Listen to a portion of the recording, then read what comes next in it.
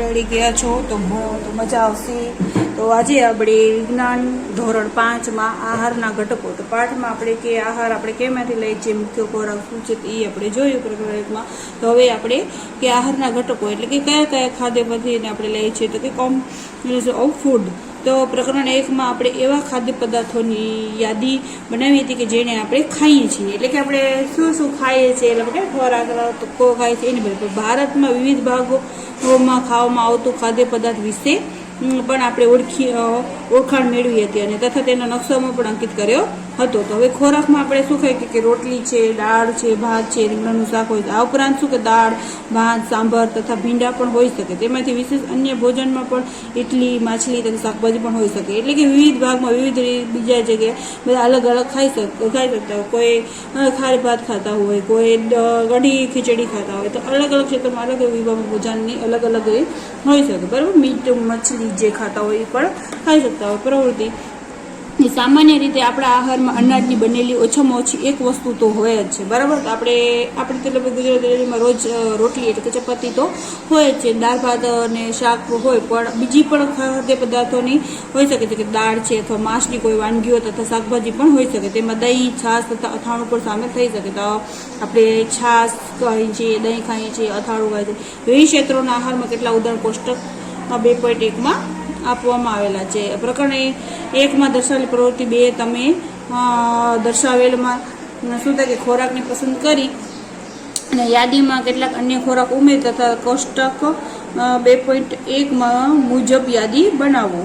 તો અહીંયા કને આપણે છે કે કયા કયા ક્ષેત્રમાં કઈ થાય, તો અહીંયા કને ક્ષેત્ર એટલે કે રાજ્ય। તો પંજાબમાં શું થાય અનાજની વસ્તુ શું થાય મકાઈનો રોટલો ખાય, અને શું થાય દાળ માંસની વસ્તુમાં શું કે રાજમાં વાલનું બીજ ખાય, ને શાકમાં સરવરનું શાક કે સરવરની એક ભાજી છે, ને અન્ય બધી શું હોય કે દહીંની છાશ, તો લસ્સી, દહીં, ઘી, લસ્સી એ લોકોની ફેમસ છે। આંધ્રપ્રદેશમાં શું વધારે ભાત, તુવેરની દાળ અને રસમ એટલે કે ચારું, અને કંદોળ એટલે ટીડોળો ખાય, અને છાશ, ઘી, અથાણું ખાય। તો ગુજરાતમાં તમે કેવું આપણે ગુજરાતમાં શું ખાઈએ વધારે તો રોટલી, તેમાંથી બને ચપાતી, પછી શાકભાજીમાં આપણે ભીંડા, ડુંગળી, બટેકા, ટમેટા અને અન્ય દહીં, છાશ એ બધી આપણે એની વસ્તુઓ ખાઈએ છીએ।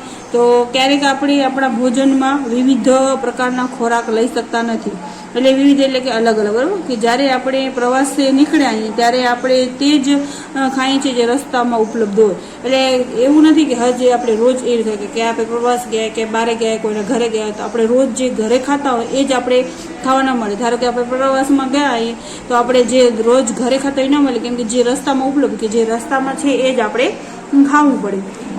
આપણા માંથી કેટલા માટે તો તે શક્ય નથી હોતું, ઘણાને એ ભાવે પણ નહીં બરાબર, કે કોઈને ભાવે નહીં, કોઈને ગમે નહીં, કોઈમાં તેલ વધુ, કોઈને મરચું ઓછું, કોઈ બધા અલગ અલગ રીતે બધા ખાતા હોય। તો તે આ બધા ખોરાકની વાનગી પ્રત્યેક સમય ખાઈ શકે બરાબર।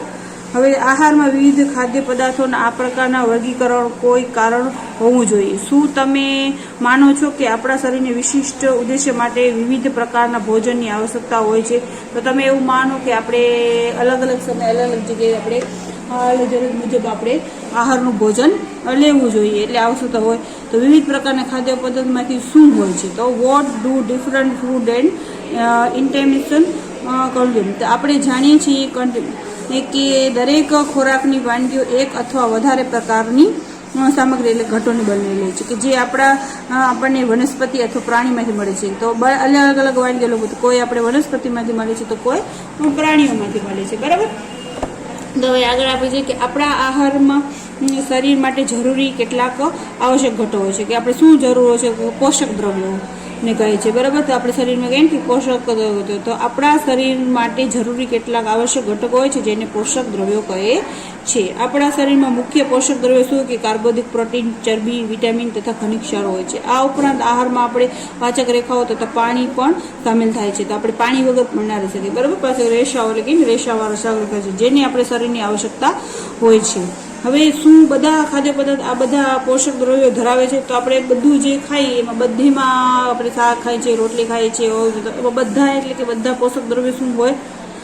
તો કેટલીક સામાન્ય પદ્ધતિ દ્વારા આપણે તેને જાણી શકીએ કે કાચી સામગ્રી તથા રાંધેલા ખોરાકમાં એક અથવા વધારે પોષક દ્રવ્ય હાજર હોય છે।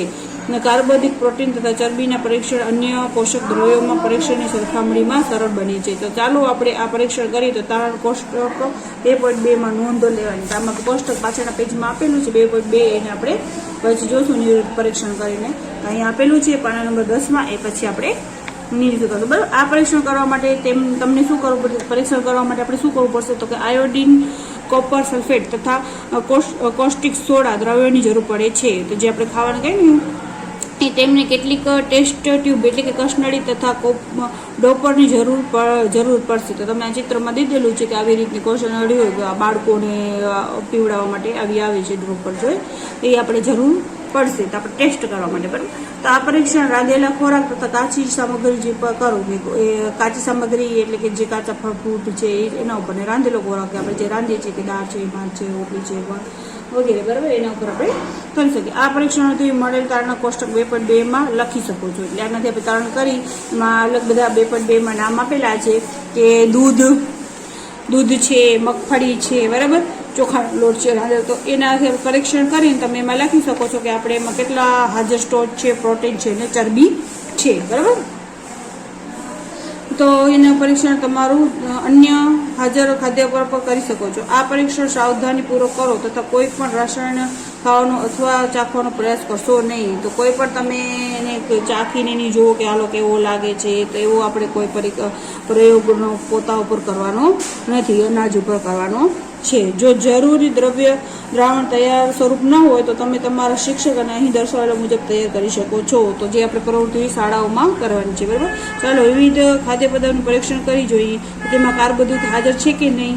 ને કાર્બોદિત ઘણા પ્રકારનો હોય છે. આપણે ભોજનમાં જોવા મળતા કાર્બોદિત સ્ટાર તથા સાકરના સ્વરૂપમાં હોય છે. જો કે ખાદ્ય પદાર્થમાં સ્ટાર્ચ હોય તો આપણે તેનું સરળતાથી પરીક્ષણ કરી છીએ. બરાબર. તો હવે આપણે કેવી રીતે પરીક્ષણ કરી આપણે જોઈએ તો આયોડિન મંદ દ્રાવણ બનાવવા માટે પાણીથી અડધી ભરેલી ટેસ્ટ ટ્યુબ ટીચર આયોડિનના કેટલા ટીપા નાખો. તો હવે એવી રીતના કરવા. પછી કોપર સલ્ફેટનું દ્રાવણ બનાવવા માટે 100 ml એટલે કે મિલીલીટર પાણીમાં 2 ગ્રામ એટલે કે 2 ગ્રામ જેટલું કોપર સલ્ફેટ ઓગળવામાં આવે છે. અને 100 મિલી પાણીમાં 10 ગ્રામ કોસ્ટિક સોડા ઓગળવાથી જરૂર કોષ્ટક દ્રાવણનું જ બને છે. એટલે આપણે આ પરીક્ષણ કરીને જોવાનું છે કે એનામાં ચરબી છે કે એનામાં મતલબ ખનિજ ક્ષારો છે, વિટામિનો છે, એ જોવા માટે. બરાબર.